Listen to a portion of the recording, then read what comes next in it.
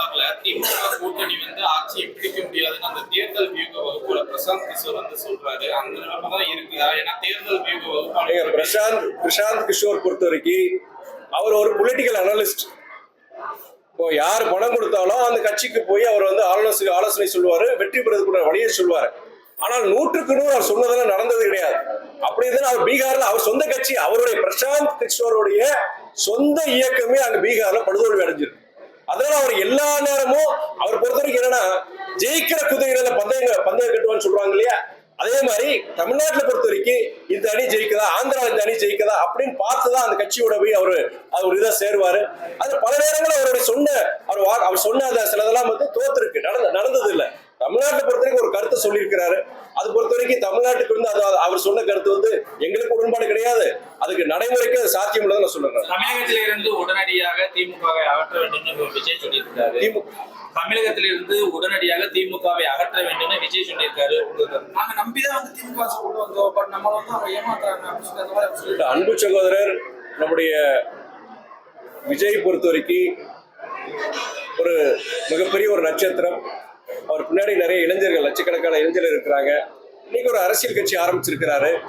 அவருடைய கொள்கை சித்தாந்தங்களை சொல்லியிருக்கிறாரு. அதை நாங்க வரவேற்கிறோம். அதே நேரத்துல ஒரு அரசியல் கட்சி தலைவரா நடைமுறையில் என்ன இருக்கு, ஜனங்கிட்ட போனவர் உங்களை மாதிரி பத்திரிகையாளர்களை சந்திக்கிறோம். அதெல்லாம் அடுத்து வர காலங்கள்ல அவருடைய செயல்பாடுகள், அதை வச்சுதான் அவருடைய அரசியல் எதிர்காலம் இருக்கு. இதை பொறுத்த வரைக்கும் அவருடைய ஒரு எதிர்கட்சி தலைவரா, இந்த அரசாங்கத்தை எதிர்க்கிற ஒரு கட்சியின் தலைவரா அவருடைய கருத்தை சொல்லியிருக்கிறாரு. பட் அதை என்னன்னா, அடுத்து வர காலங்களில் ஜனங்கள் தீர்மானிப்பாங்க. இந்த அரசாங்கம் நல்லா செயல்பட்டு இருக்கா, செயல்படையில தேர்தல் 2026 தேர்தல் வரப்போது மக்களுக்கு உண்டான தீர்ப்பு கொடுக்க போறாங்க. சார், இந்த மும்மொழி கொள்கைக்கு ஆதரவா பாஜக வலுக்கட்டாயமா மாணவர்கள்ட்ட கையெழுத்து வாங்குறதா சில இதெல்லாம் சொல்றாங்க. இதை எப்படி பாக்குறீங்க?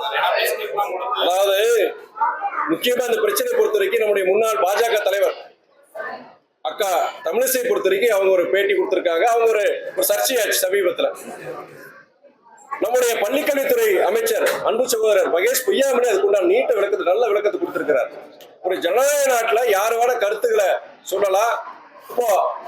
ஆனா அதே நேரத்துல அரசு ஒரு கல்வி வளாகத்துக்குள்ள போய் அந்த பிள்ளைங்கிட்ட அச்சுறுத்துற மாதிரி கோஷங்களை போடுறதோ செய்யறதோ, ஒரு வலுக்கட்டாயமா ஒரு நிர்பந்திக்கிற மாதிரி கையெழுத்து வாங்குறதோ அதுதான் தவறு. நீங்க அதே நேரத்துல அந்த ஒரு யார்கிட்ட விட உங்க கருத்தை சொல்லுங்க, கையெழுத்து வாங்க, தப்பு கிடையாது. ஆனா ஒரு கல்வி வளாகத்துல போய் அரசியல் பேசுறதோ செய்யறது அது தவறு. அதுவே வலுக்கட்டாயமா அவங்கள மிரட்ட தோணியில கையெழுத்து போடுங்கன்னு சொல்றது அது தவறு. அதுதான் நம்முடைய அமைச்சர் சொல்லியிருக்காரு, நம்முடைய தமிழக அரசும் சொல்லியிருக்கிறாங்க. நம்முடைய அக்கா தமிழிசை பொறுத்த வரைக்கும் அவங்க சொல்லியிருக்காங்க, கையெழுத்து வாங்க கூட எங்களுக்கு உரிமை கிடையாதா, ஒரு ஜனநாயக நாடு, நான் இந்த பகுதியில வாழ்றேங்க. அவங்க கையெழுத்து வாங்குறது தவறே கிடையாது. ஆனா அவங்க ஒரு முன்னாள் ஒரு தலைவரா இருந்திருக்கிறாங்க, பாஜக தலைவரா இருந்திருக்கிறாங்க, முன்னாள் ஒரு கவர்னரா இருந்திருக்கிறாங்க. அவங்க அப்படிப்பட்ட முக்கியமான பதவியில் இருக்கிறாங்க. ஒரு இடத்துக்கு போகும்போது அவங்களுடைய காவல்துறை அதிகாரிகள் கிட்ட அவங்க அதுக்குண்டான பெர்மிஷனை வாங்கிட்டு போகணும். அவ்வளவு ஒரு உயர்ந்த பதவியில் இருந்தவங்க அவங்க அது கூட தெரியாம ஒரு இடத்துல போய் அவங்க கையெழுத்து வாங்கும்போது 10 பேர் கோஷம் போடுறாங்க, எதிர்த்து கோஷம் போடுறாங்க. எப்படி கோஷம் இன்னைக்கு போல அப்படிப்பட்ட அங்க ஒரு அமைதிக்கிற விதத்துல அவங்களுடைய நடவடிக்கை இருக்கும்போது காவல்துறை அவங்க நடவடிக்கை எடுக்கிறாங்க. அப்ப அவங்க என்ன சொல்றாங்க, நான் தீவிரவாதியான நான் சொல்றேன், தீவிரவாதியோட மோசமானவங்க மதத்தை வச்சு அரசியல் பண்றவங்க. அதான் சொல்றாங்க, நீங்க தீவிரவாதியோட மோசமா இருக்க போய் தான் காவல்துறை இங்க நடவடிக்கை எடுத்திருக்கு. நம்முடைய தமிழ்நாட்டில் பொறுத்த வரைக்கும் இங்க மதவாத சக்தியில் வேறொன்ற கூடாது. அதுக்கான எங்களுடைய கூட்டணி இருக்கு, ஒரு வலுவான கூட்டணியா இருக்கிறோம். இந்த மும்மொழி கொள்கையை பொறுத்த வரைக்கும் தமிழ்நாடு மாத்திரம் கிடையாது, எந்த மாநிலத்திற்கும் கேடை விளைவிக்கும் ஒரு இதுதான். நான் பல இடங்களில் சொல்றேன், நீங்க பாஜக காரங்க மும்மொழியை கத்துக்கிறதுல என்ன தவறு, 3வது மொழியை கத்துக்கிறது என்ன தவறுன்னு சொல்றாங்க. ஆனா நீங்க வட மாநிலங்கள் போனாங்கன்னா ஆங்கிலமே கூடாதுன்னு சொல்றாங்க, இங்கிலீஷே வேண்டாம்னு சொல்றாங்க. அவங்க ஆங்கிலம் பொறுத்தவரைக்கும் அந்நிய மொழி, ஏலியன் லாங்குவேஜ், அது எதுக்கு நம்மளுடைய இந்தியால, நம்ம பாரதத்துல இருக்கு, பாரதத்துடைய இங்க இருக்கிற மொழிகள் தான் இருக்கணும், ஆங்கிலமே கூடாதுன்னு சொல்றாங்க. ஆங்கிலம் இல்லாத நம்மளுடைய வளர்ச்சி எதிர்பார்க்க முடியுமா?